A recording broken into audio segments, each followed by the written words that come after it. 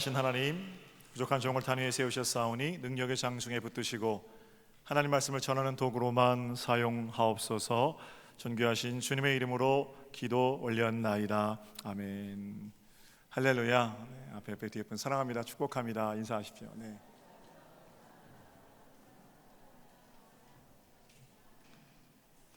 맥주감사 주일입니다. 상반기 전도축제 우리 마지막 날이기도 하고요. 우리 함께 걷는 구원의 길 위에서 최고로 행복한 은혜의 때를 살아가시는 여러분 되시기를 주님의 이름으로 축복합니다. 빗소리가 들릴 때 거기 집중 안 하고 말씀에 집중하는 것도 능력인 것 같아요. 그죠? 네, 자, 본래 맥추절은 보리를 거두고 첫 열매로 하나님께 올려드리며 지키는 절기입니다. 오늘 본문에는 77절을 지키라 이렇게 기록되어 있죠. 그리고 오늘 본문은 신명기입니다. 신명기는 듀트로노머스 두 번째 율법이라는 말씀이거든요. 하나님께로부터 모세가 첫 번째 받았던 율법, 그게 이제 없어지고 새로 주신 계명이 아니라 다시 주신 계명입니다. 똑같은 계명인데 신명기에는 77절을 지키라 이렇게 되어 있는데 첫 번째 주실 때 뭐라고 되어 있냐? 맥추절, 출애굽기에는 맥추절을 지키라 이렇게 되어 있습니다. 그러니까 77절과 맥추절은 사실은 같은 절기이고 77절을 부르는 맥추절을 부르는 또 다른 이름이 있는데 바로 그것이 오순절입니다. 그러니까 오순절, 다섯, 오호, 열흘 순, 그렇죠? 그러니까 50일째 되는 날 77절은 7 곱하기 7이 49, 그래서 49일이 지나고 6월절 이후에 49일이 지나고 50일째 되는 날, 그게 이제 오순절이고 50일째 되는 날을 기념으로 부를 때 오순절이라고 부르고 6월절 후 7주 동안을 부를 때는 77이 49, 77절이라고 부르고 보리 얻은 것 감사하며 예배로 드릴 때는 맥추절이라고 부르는 거예요. 그래서 맥추절, 77절, 오순절은 같은 절기입니다. 마가다락방에서 오순절에 성령의 역사가 있었죠. 그 절기에 성령의 역사가 있던 날을 오순절이라고 부르는 게 아니라 구약 사람들이, 유대인들이 지키는 오순절 절기에 성령 강림하심이 있었던 거죠. 여하튼 농사를 짓고 살았는데 지금처럼 만약에 비가 안 왔다면, 또 오늘은 비가 내리고 있습니다만 땅이 말랐다면 전부 말라 죽었을 겁니다. 그때는 하늘만 보고 농사짓는 천수답, 100% 천수답이거든요. 그래서 첫 열매가 맺혀지면 하늘을 보고 하나님, 이른 비와 늦은 비를 주셔서 감사해요, 이렇게 감사의 예배를 올려드리는 것이 맥추절, 77절, 오순절입니다. 저 어릴 적에는 이 땅의 모든 교회들이 맥추절을 감사주일로 지켰습니다.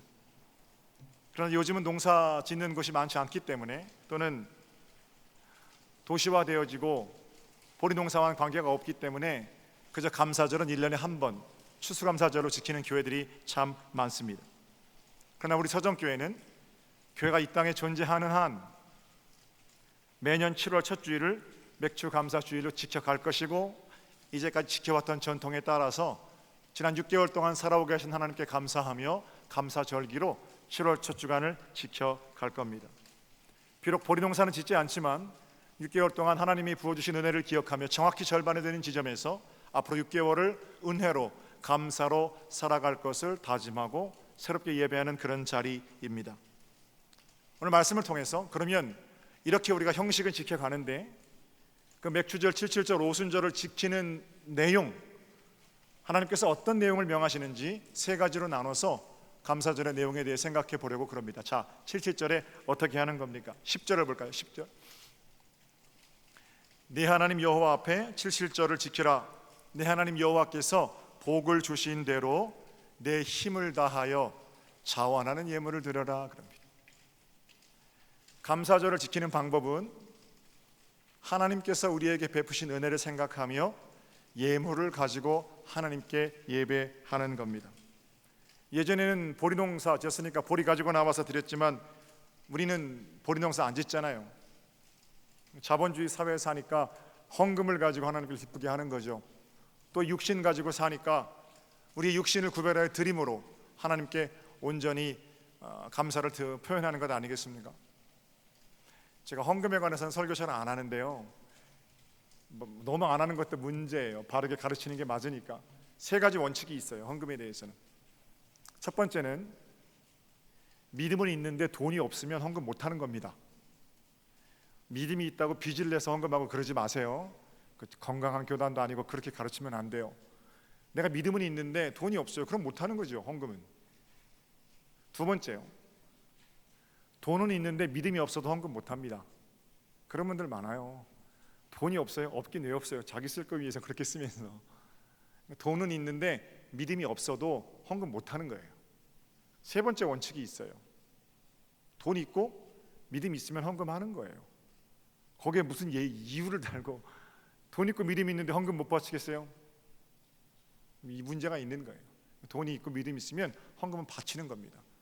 간단하게 생각하셔도 돼요. 뭐 돈에 대해서 연구하고 경제에 대해서 그렇게 할 게 아니고, 믿음 있는데 돈 없으면 못 바치고, 돈 있는데 믿음 없으면 못 바치지만 돈 있고 믿음 있으면 예물은 하나님께 구별하는 것. 어떤 마음으로 드려야 됩니까? 자원하는 마음으로, 기쁜 마음으로. 단돈 10원 한 장을 바치더라도 거기 마음 담아서 하나님께서 내게 복 주시는 대로, 내 보물이 있는 곳에 마음이 있다고 그랬어요. 물질도 하나도 구별해서 드리지 않으면서 권리만 누리려고 하면 그것도 이율 배반이죠. 하나님께 믿음의 분량대로 거룩히 구별하여 기쁨으로 드리는 여러분 되시기를 우리 주님의 이름으로 축복합니다. 자, 그럼 11절에 두 번째 원칙을 말씀하고 계시죠. 77절에 예물 드리고 나서 뭐 하는 거냐? 제가 읽어드릴게요. 너와 네 자녀와 노비와 네 성중에 있는 레위인과 너희 중에 있는 객과 고아와 과부가 함께 네 하나님 여호와께서 자기의 이름을 두시려고 택하신 곳에서 네 하나님 여호와 앞에 즐거워할지니라. 77절에 예물을 구별하여 직게 드리고 즐거워 춤추며 함께 뛰노는 절기가 맥주 감사절입니다. 여러분, 이날은 함께 즐거워하는 날입니다. 자고로 옛적부터 우리나라는 즐거운 잔칫날에 뭐 해서 나눴어요? 떡해서 나눴습니다. 떡. 그래서 오늘 저희 교회도 떡을 했어요. 그전에는 떡을 하면 목사님 이게 떡인데 한번 맛을 보시죠. 저한테 먼저 갖다 줬거든요. 그럼 제가 갖다 달라는 게 아니고요, 제가 먹어봐야 강단에서 그 떡이 맛있다 맛없다 얘기를 하죠. 원고엔 뭐라고 써놨냐면, 제가 설교 원고에는 제가 먼저 먹어봤는데 얼마나 맛있는지 모르는 이렇게 써놨어요. 근데 아직 안 먹어봤어요. 아마 떡사랑집에 만들었으니까 굉장히 맛있을 거예요. 떡이 만들어지는 과정이 어떻습니까? 쌀 나달들이 한 곳에 모여서 반죽이 되기 위해서 곱게 빠지지요. 시끄러운 소리 안 나는 고운 가루로 빠지는 과정이 첫 번째고요. 우리의 각각 파편화된 삶들이 지난 6개월 동안 감사, 불만, 고생, 서운함, 파편화된 것들 많잖아요. 해결되지 않은 문제, 이런 거 다 와서 빠지는 거예요. 시끄러운 소리 내는 게 아니라 아무리 흔들어도 소리 안 날 정도로 곱게 빠지고, 그 다음에 빠지기만 하면 그게 떡이 됩니까? 반죽 어떻게 됩니까? 아무리 그거 뭉쳐봐야 반죽 안 되잖아요. 반죽하려면 물이 써야 반죽되죠. 그렇게 빠진 우리의 자아 가운데 회개의 눈물을 흘리는 거예요. 하나님 용서해 주세요. 그러고 나면 그 빠진 가루들이 반죽이 되잖아요. 반죽만 돼서 찰지게 반죽된 밀가루 그거 떼어 먹을 수 있습니까? 구워야죠. 성령의 불로 따뜻하게 구워지고, 그리고 나서 사람이 먹을 만한 한 떡이 되고, 그 떡을 함께 나누어 가짐으로 그리스도의 몸을 나누어 가지는 그런 건 아니겠어요? 떡이 만들어지는 과정이 그렇고, 우리의 인생의 생명의 떡으로 빚어지는 과정이 그렇습니다. 우리의 각각의 문제들이 내려놓아지고 회개의 눈물로 반죽되어지고 성령의 불로 데펴지고 구워지고 완전히 죽어져서 이제는 다시 찢어져 그리스도의 몸을 나누어 가진 것으로 변화되는 것. 세례의 물, 안수의 물, 그런 것과 함께 우리의 삶들이 반죽이 되는 거고요. 성만찬 우리가 함께 나눴는데 역시 그런 의미를 내포하고 있는 겁니다. 여러분, 지난 6개월 동안 어떻게 사셨습니까? 어떤 감사가 오늘 7월 첫 주 예배하는 이 자리에 있습니까? 어떤 눈물이 있습니까? 다 주님 앞에 내려놓으세요. 깨진 꿈, 상한 마음, 지친 몸, 그리스도께서 당신의 몸으로 변화시켜 주셔서 영생하도록 있는 양식으로 우리에게 떼어 주시는 줄로 믿습니다. 그것이 떡을 나누는 축제의 의미이고 성만찬의 의미가 되겠죠. 그러니까 주의 만찬은 슬픔의 장례식이 아니고 변화된 그리스도의 몸을 나누어지는 가지는 기쁨의 잔치가 되는 거죠. 이 과정에서 잊지 말아야 할 것은 비슷한 것들끼리 묶이는 게 아니라는 사실이에요. 우리 모두가 다 한 몸으로 묶여 있다는 사실입니다. 조상적부터 우리 교회를 섬겨오신 원로 장로님들로부터 오늘 예배당에 처음 나오신 분들도 꽤 되시는 것 같아요. 예배당에 처음 나오신 분들까지 그리스도의 한 몸으로 묶여지는 그런 은총이 우리 가운데 흘러넘치기를, 생명의 떡으로 변화된 것 함께 나누어 가지는 진짜 잔치가 우리의 내면으로부터 아름다운 간소로 고백되기를 우리 주님의 이름으로 축복합니다. 돌아보면 이 하나님의 성찬상 위에 올려놓을 것들이 참 많아요. 우리 집사님 한 분은 항암 치료가 너무 힘들어서 중환자실에서 고생하시다가 고비는 넘겼다는데 지난주 일반 병실로 옮겨서 목사님 기도해 주세요, 아직도 큰 수술이 남아 있어요, 그런 분들 계세요. 하나님 너무 감사해요. 일반 병실에서 그저 이렇게 기도할 수 있게 하심이 감사해요. 그분의 감사는 매년 드리던 감사와는 다른 특별한 감사이겠죠. 아무 일도 없는 사람들, 부끄러운 거 부끄러운 줄 모르는 사람들, 그런 사람들과는 차원이 다른 감사지요. 그런가 하면 갑작스럽게 가족을 떠나 보내신 분들도 계세요. 사랑하는 사람들이 하나님께로 먼저 가고 그 슬픔을 견디지 못해 몸부림치다가 정신을 차려보니 이제껏 살게 하신 하나님이 감사하고, 오랫동안 아이를 기다렸는데 하나님 아이를 그렇게 안 주시다가 아이를 주셔서 그 아이를 안고 목사님 천국이 이런 것 같으면 좋겠어요, 그런 분들도 계시고요. 대신방 끝나고 한 40 정도 되셨어요, 나이가. 목사님 아이를 기다립니다, 둘째를 가지고 싶어요, 하나님 아이를 주세요, 기도했죠. 근데 아이가 생겼어요. 얼마나 기쁜지 제 집사람이 가가지고 집사님 축하해요, 아이 있다면서요. 그 집사님이 우리 제 아바이프한테 그렇게 얘기했대요. 사모님 기도해 주셔서 아이 생겼으니까 이제 조금만 더 기도해 주세요, 얘가 딸이었으면 좋겠어요, 그러더래요. 속썩이던 남편, 속썩이던 아내가 다시 돌아와서 하나로 예배하게 하신 가정도 있고요. 멀쩡하던 남편이 세상 떠난 분들도 계세요. 기대 안 했던 자녀가 좋은 대학에 들어간 가정도 있고요. 온 기대를 한 몸에 받고 있었는데 사실은 원하는 만큼의 성적을 거두지 못해서 대학에 들어가서 또는 합격해서 마음 아파하는 좋아하는 가정들도 있습니다. 자, 여하튼 우리가 지난 6개월 동안 만났던 수많은 크고 작은 감사와 불평과 어려움의 이유들이 여기 다 내려놓아진단 말입니다. 이제는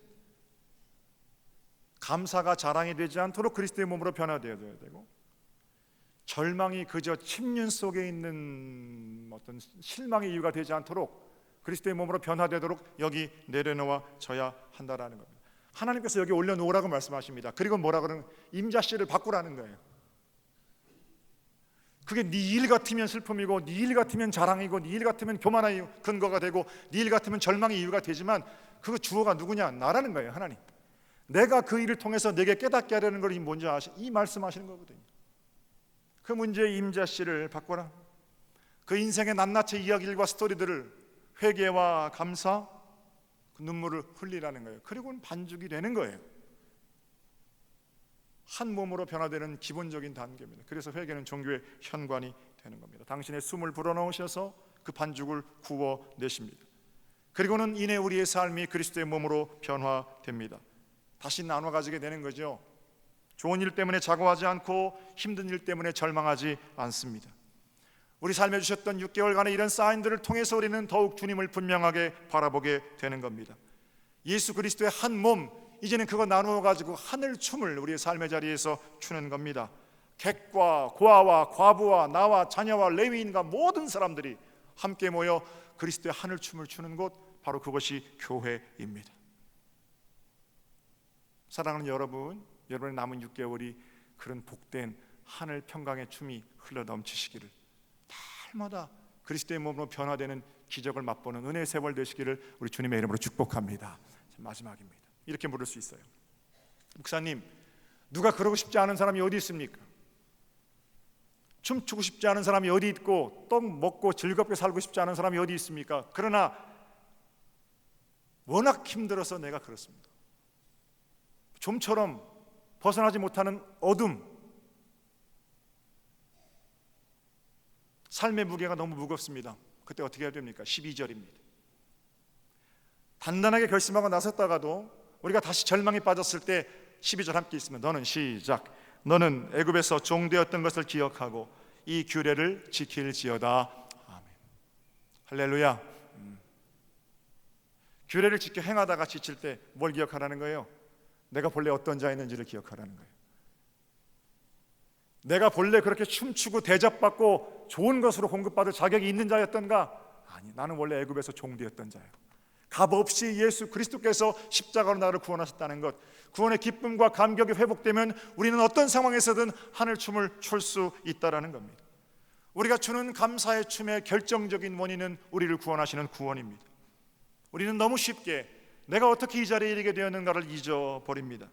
나를 구원하시기 위해 십자가를 지신 예수 그리스도, 그분이 어떤 값을 치르시고 나를 여기 오게 하셨는가를 잊어버린다는 겁니다. 결코 잊어서는 안 되는 것이 있어요. 죽을 수밖에 없는 나를 구원하시고 오늘을 살게 하신 하나님, 죄 짓고 살던 나는 십자가 위에서 못 박혀 죽었고 이제는 거듭난 나 예수 그리스도의 몸으로 새롭게 변화되었다는 거룩한 자존감, 이것이 우리를 날마다 하늘 춤추게 하시는 하나님의 말씀이고 부탁입니다. 지난 금요일에 성경 암송대회 했어요. 요한일서 4장 21명이 암송했어요. 놀라운 일입니다.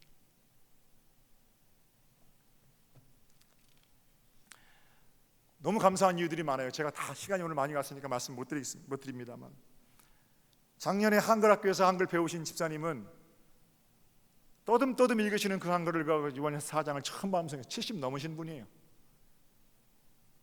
잘 읽지도 못하시는데 그걸 암송해서 앞에서 암송하시고, 모든 훈련 그 과정에서도 기어이 마침내 암송해서 이 자리에 서신 설문 성도님도 계시고요. 암송하면서 흘렸던 눈물, 제가 받았던 전화, 편지, 함께 나누고 싶은 사연들이 얼마나 많은지 모릅니다. 그분들만 한 게 아니에요. 21명이 대표로 암송했지만 제가 신방가면서 우리 장로님, 권사님 드리니까 목사님, 내가 암송은 못했지만 하루에 2번씩 3번씩 요한일서는 꼭 읽었습니다. 그건 15분 정도면 읽거든요. 요한일서 우리가 함께 암송하면서 참 행복했는데 거기 뭐라고 적혀 있습니까? 사도 요한이 예수님 봤다 그러잖아요. 태초부터 있는 생명의 말씀에 관해서 내가 봤습니다. 내가 들었습니다. 그리고 나와 함께 예수와 동행하던 그 즐거움, 그 복된 사귐, 그 사귐이 여러분들에도 있기를 원합니다. 내가 그 여러분들에게 사귐을 전하기 위해서 이 편지를 씁니다. 그러고 쓰잖아요. 그리고 뭐라 그럽니까? 예수께서 그리스도이심을 시인하는 자마다 하나님께로부터 난 자고 세상을 승리는 이것이니, 세상을 이기는 승리는 이것이니 믿음이라고 그러고, 어떤 믿음입니까? 예수께서 그리스도님을 믿는 믿음입니다.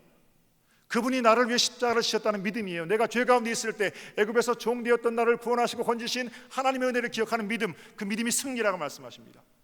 그리고 그 믿음 가진 자마다 마땅히 어떻게 한대요? 어둠 가운데 수군거리지 않는다는 거예요. 그 믿음 가운데 거하는 자마다 하나님의 핏된 자녀로서 서로 사랑하며 산다라는 거예요.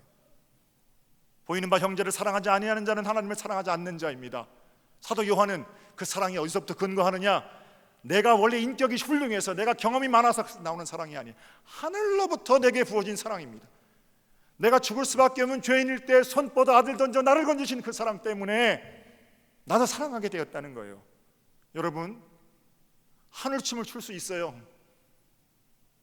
내 경험과 내 지식으로 하는 게 아닙니다. 하나님께로부터 내게 주어진 그 사랑으로 내가 애굽에서 종되었던 것을 기억하고 나를 건지신 하나님의 사랑이 너무 감격스러우면 우리는 어떤 상황에서라도 하나님께 마땅히 올려드려야 할 감사의 춤을 출 수 있다는 겁니다. 요한이 예수와 함께 누렸던 그 감격, 이제 여러분과 제가 누릴 차례입니다. 남은 6개월 어떻게 살아가시겠어요? 여러분의 삶의 자리가 날마다 여러분의 남은 삶을 하나님께로 올려드리고, 객과 고아와 과부와 레위인과 자녀와 아비와 아들과 함께 춤을 추고, 애굽에서 종되었던 것들이 날마다 상기되어짐으로 나를 구원하신 구원의 감격 때문에 하나님께 올려지는 마땅한 감사와 찬양, 오늘 맥주감사주일 예배 참석하신 여러분 모두의 것이 되시기를 우리 주님의 이름으로 축복합니다. 베푼하고 하늘잔치의 주인공이 됩시다. 이렇게 인사하십시오. 하늘잔치. 기도드리겠습니다.